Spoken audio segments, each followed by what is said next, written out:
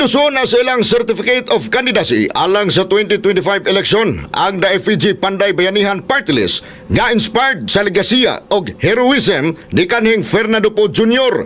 Kini gipaygayon sa The Manila Hotel nga gitambungan sa bagang panon nga taga-suporta gikan sa managlahing sektor. Brian Poe aga Party List first nominee o chairman mo'y nanguna sa DFPG Panday Bayanihan. Ang naisgutang party list nakaangkla sa paghatag kasiguraduhan sa food progress alang sa justice sa FPG. Gamaoy labing gi kinahanglan aron matud pa mapalambo ang kinabuhi sa marginalized Pilipino og makamugna og nindot nga kaugmaon sa nasud.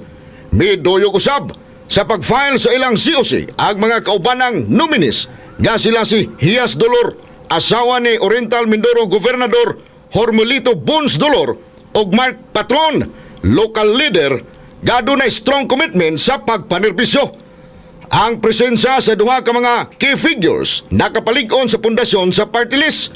Gipasabot usab ni Brian Poe ang lalom nga tinguha sa FPG Panday Bayanihan. Diin dekada na ang milabay nga dona sila'y natabangan nga kapin 20,000 ka mga Pilipino families pinaagi sa ilang inisyatiba o programa.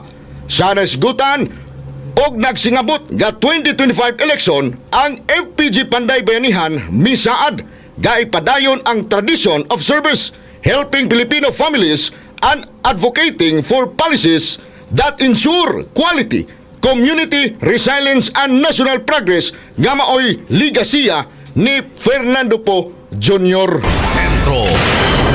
So nindot na yung mga katropa, no?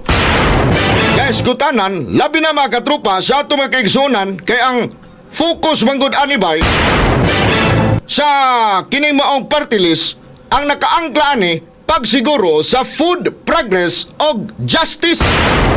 Oh, ang kinibitang kining tinuod nga justice mga katropa nga maoy matud pa nga gikinahanglan sa pagpalambo sa kinabuhi sa marginalized Filipino nga makamugna og nindot nga kaugmaon sa nasod. Di ba? So food progress ang focus ini nga party list.